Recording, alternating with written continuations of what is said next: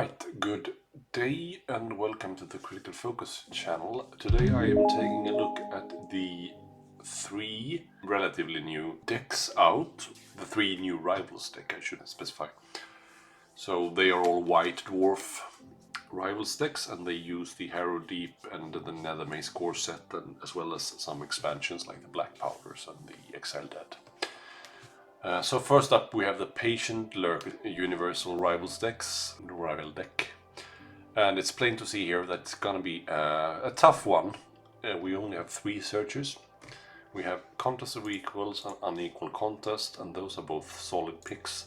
The third one is pretty hard. It's scored when you kill an enemy fighter on an objective token, and we all know how hard that is, and that objective token needs to be in your territory as well. The good thing is, I guess, that it doesn't need you to kill them with an attack action, so you could ping them to death, potentially. But it's gotta be hard. In the end phase department here, we have Inseparable, which needs two fighters being adjacent with a charge token. So it would suggest that you probably play this with a warband with a decent amount of bodies. Lead from the rear suggests that you would play this with a defensive, possibly summoning Grimwatch, Squitches, or just a team with a lot of bodies like Sepulchral Guard or Gits maybe. Looming Threat needs to have two friendly fighters adjacent to the same enemy fighter. Yeah, same there. A decent body count would help this card being scored. Lost in Shadow as well suggests a bigger whole warband with two objectives being held and one enemy on a cover hex. Sinking Feeling, same there. More bodies on feature tokens than your opponent. Sham the Waters needs one enemy fighter on a feature token with one or more wound counters. And that's surprisingly hard, that card. I've taken it a lot of times thinking that it was easy, but it's a lot of time you will kill or not hurt an opponent. Just keeping them alive with wounds can sometimes be challenging, but it's certainly scoreable. Ferret them out also suggests a defensive, a bigger warband, kill someone in your territory, or kill an enemy assassin as an extra hybrid thing there. Lost Leader does not really suggest this bigger warband with a lot of fighters going forward. With a lot of fighters staying back, because you're probably gonna keep your leader the furthest back. So maybe this card is the odd one out here. Lucky Find, it's certainly not a hard card if you have more maps than one, but there's only one map in this deck, so the synergy is maybe a bit weak here. We do have Dark Epiphany to help us get through the deck here in the Gambit department, with draw one card for each friendly fighter and cover hex, but that also needs you to discard an equal amount of power cards. So you're not even going to be able to play that always, actually. If you can't fulfill that second part. Leech Strength is pretty good for a swarm team, because you can just use the range 1 strength of an enemy fighter adjacent to one of your foes in the next activation. That's pretty cool if you can pull it off. It's not super easy maybe to pull off all the time. It's going to be pretty fantastic when you actually do it though. Live for the Fight is +1 dice, +1 for each attack if you're a brawler for 1 round. So if you have a scything, that's pretty cool. But it's decent accuracy anyway, so it's pretty good. Shadow Lure is a good push to cover hex, or you push the fighter feature token towards you. It's a pretty good push. Unfair Fight is not very fantastic. It's stagger in the declare attack action step if you have assists, but so that also works good for swarm warbands, and it also has Grievous, so it's pretty good. Weatherblade is in the same bracket of power level, I would say. You get a reroll for the next attack, and you have Cleave, and if you're an assassin you also have Grievous. So it's certainly usable. Creaking Ceiling is a weird one, but it's also good for swarm warbands, because this pings every fighter driven back into an edge hex or a hex adjacent to a blocked hex, so it will hurt warbands with beefier fighters more. Getting a ping on your 2 wound fighters won't really matter, because they will be one-shottable anyway, so it will hurt the elite warbands more. Into Deep will deny enemy fighters from being on guard in your territory, and that's not really strong. You don't really use guard that much in the game, and you can just get through it as well with knockback these days. Step Between Shadows, you can bamf from one cover hex to another one if you don't have a move charge token. Maybe that can help you score waterlogged map with a leader and bamfing to enemy territory in the last activation.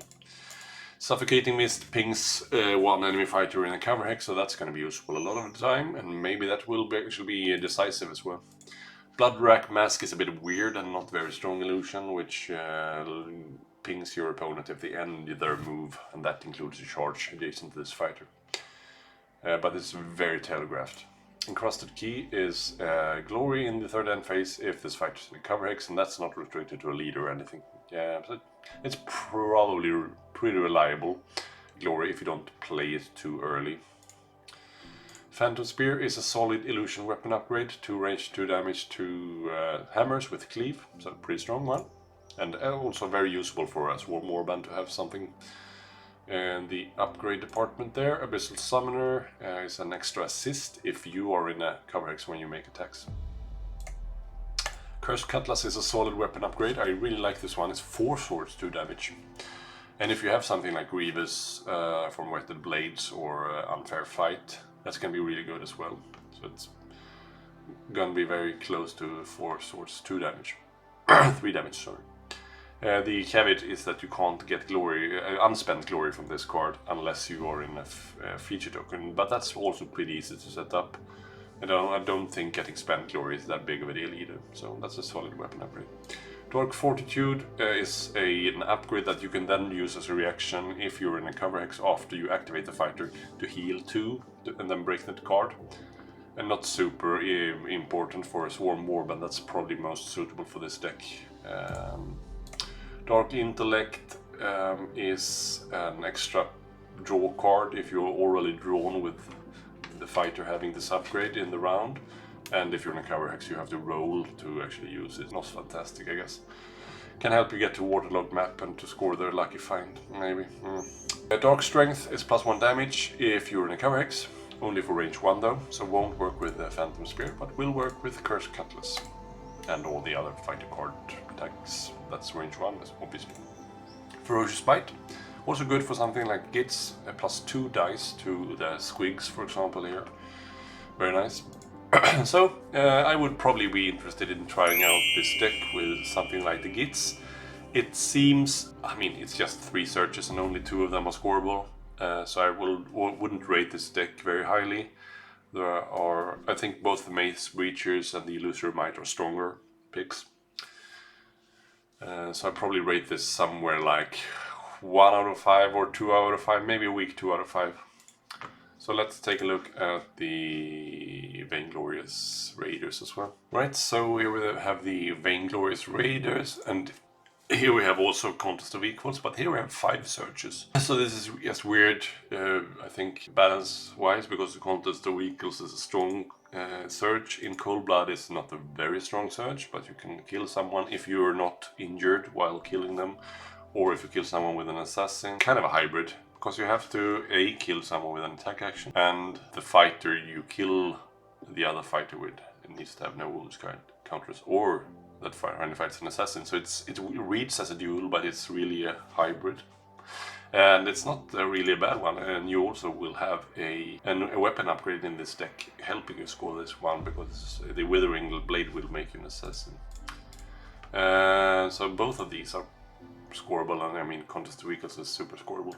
Down with the Ship is not really scoreable. You need to kill an enemy leader in enemy territory, so that dictates a lot, so it's just a harder version of something like a Victorious Duel, and it's harder to control the circumstances here needed to score this card. Shadow Elimination needs you to flip a feature token in enemy territory, and after the flip that needs to be an objective token held by a friendly leader. So I'm not gonna give my pointers towards which warband this deck is useful for just yet, because I think it's a bit all over the place here, but let's see.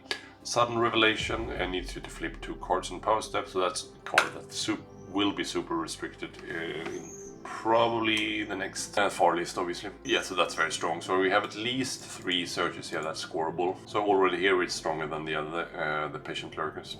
And next up we have Fallen Titan, so you need to kill someone that has higher wound characteristic than each surviving friendly fighter. So that suggests something like Guardsworn Hunt, I guess. If you want to be offensive here, and it seems like it's quite an offensive deck. Fearless Seekers also needs to going forward. 2 friendly fights on feature tokens in enemy territory. That's pretty strong card that a lot of people take. Doesn't need to be objective, so you have to put like a Gloom token forward as well, and you're good. Brave Advance needs your leader to be in enemy territory and 1 or more friendly fighters not in enemy territory, basically. So that's certainly scoreable if you have a decently survivable leader, but that's not really the case with Guardsworn Hunt, I guess. I think we will have to choose a warband that will be able to score most of the cards. So, because I can't really see any candidates for all of the cards. Next up is Extraordinary Revelation, which is basically as a reprint of Treasure Hunters. You need to hold 2 objectives in enemy territory. At least 2 objectives. Lost leader, leader is out of action, and you have more glory points than each opponent. So this is super scoreable with something like Guardsworn Hunt. Put Thedra forward, do as much damage as possible with her, and then die. And hope to have more glory. This is scoreable. I think this does not work very well with Brave Advance though. So this works with Fallen Titan, I think, and the rest of the cards. But I think the Brave Advance is the odd one out here. Master the Abyss needs to have 3 fights in cover hexes. That's pretty scoreable. But you're gonna have a warband here if you play Guardsworn Hunt, for example. That will drop pretty fast. So it's not when you draw this card, you might not have 3 fighters left. So it's not super easy to score. Shifting Walls, I'm not a fan of this either because no edge hexes are occupied. Each surviving fighter is adjacent to no blocked hexes. It's going to be very hard to dictate all of these conditions. Next up we have Audacious Move, which is +2 move to friendly fights in the next activation step. Except when they make a charge. I don't really like that, unless you play warband that can make several moves in a round.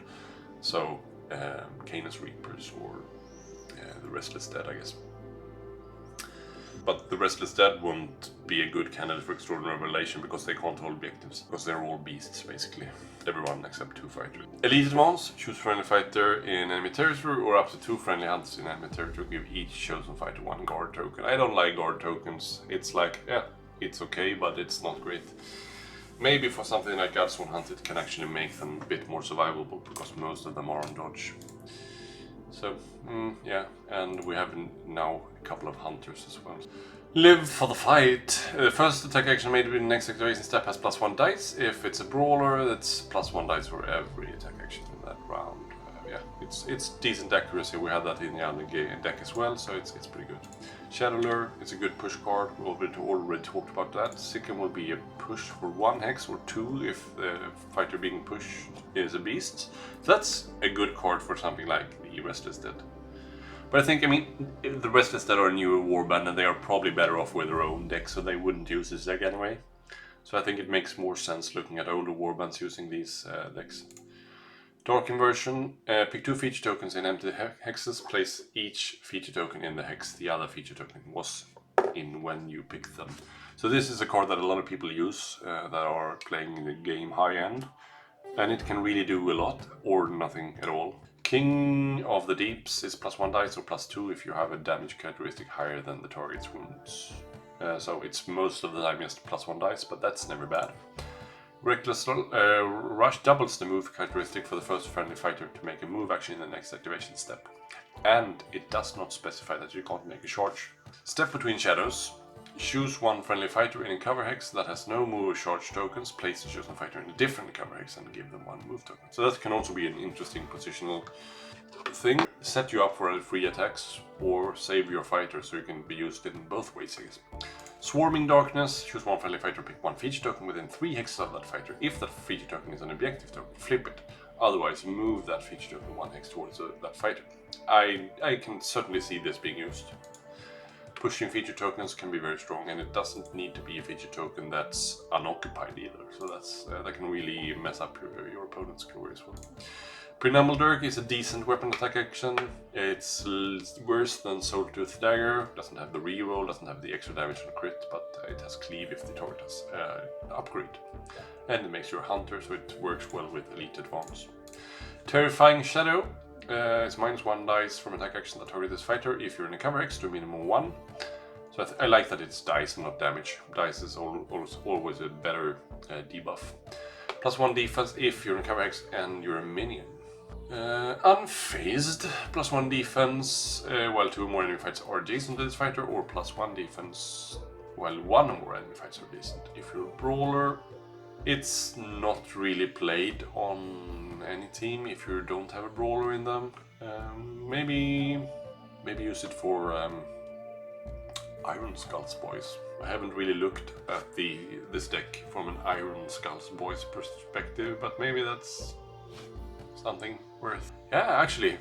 So if you do a audacious move with Iron Skulls Boys, +2 move, unless you do a charge, and then you play that ploy where you can actually attack after a move.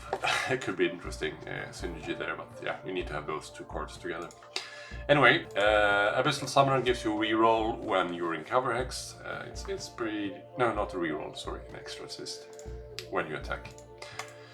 Dark Fortitude is the upgrade where you're playing on a fighter and then you use your reaction to heal, but you only have to do it if you have activated that fighter and you're in a cover hex, and then you break this card. So it's a decent healing card, I guess. It's just a bit slow.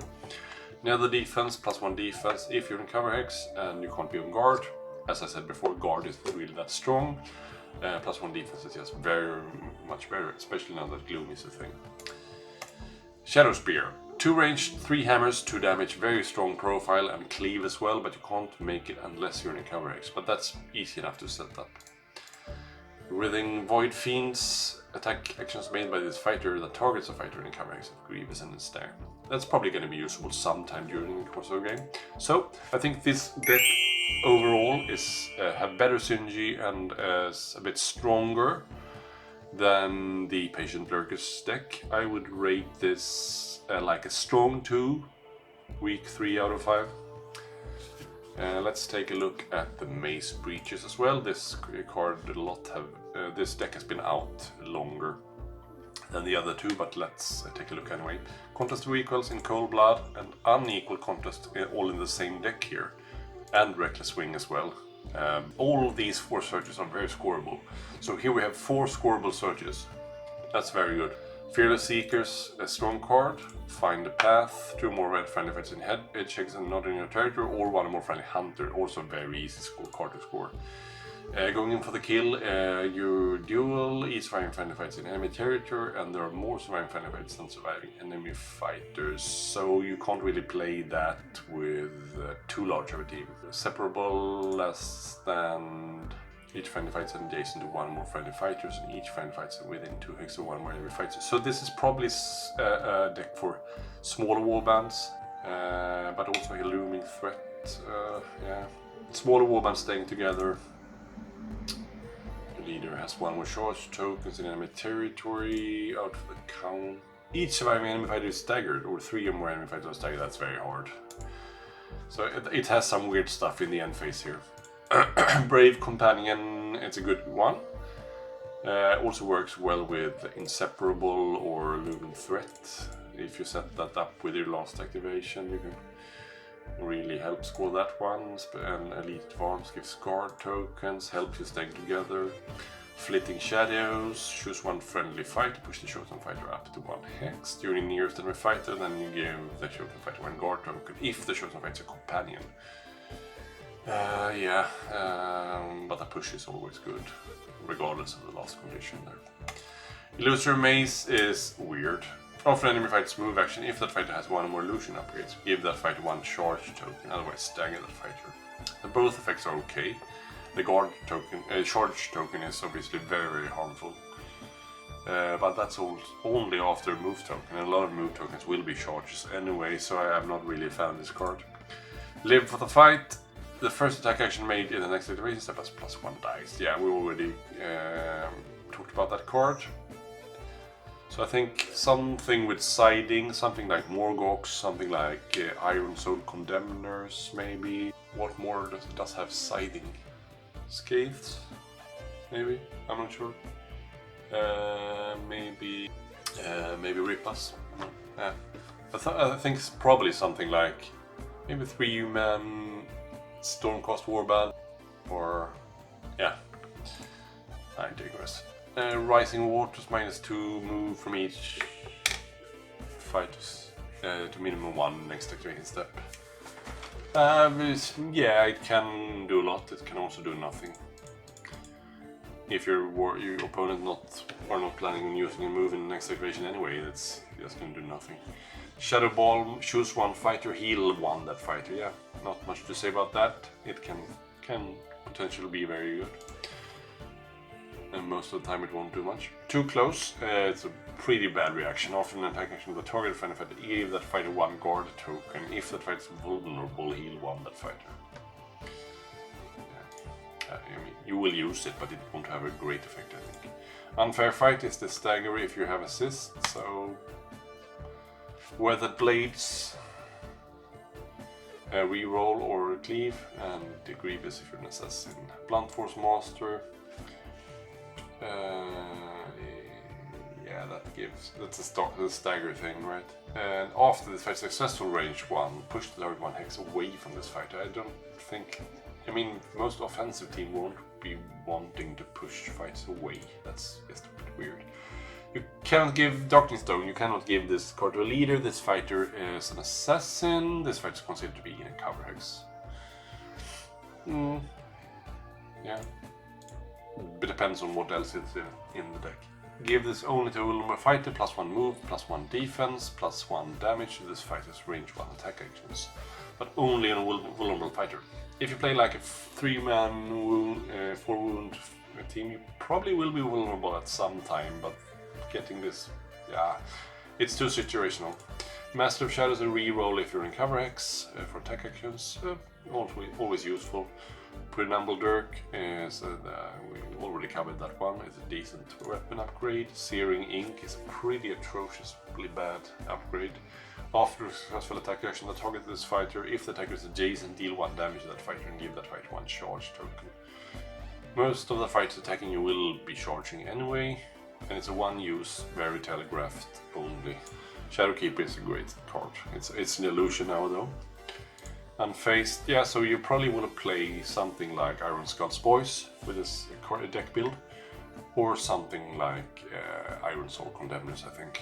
Withering Blade, yeah, the weapon upgrade. I mean, you probably have more use for that in something like Iron Skull's Boys. Waterlogged map is for leaders only, so if we take Iron Skull Boys again, yeah, the leader has 5 wounds, so he's probably a good candidate to be living and being in enemy territory in the last round. So I think this is a decent deck, actually. It's pretty solid. There are some really weird cards, but I would probably want to try this out with Iron Skull's Boys. So for Vainglorious Raiders, summing it up, I would probably use the Godsworn Hunt for that one. For the Patient Lurkers, I would try it with the Gits. And the Maze Breaches, I would want to try with Iron Skull's Boys. So yeah, there you have it, the 3 new Rivals decks. So, if you enjoy these ramblings of mine, make sure to subscribe, hit the like button and leave a comment. Is there anything else that you want to see covered? Let me know. But until next time, take care. Bye.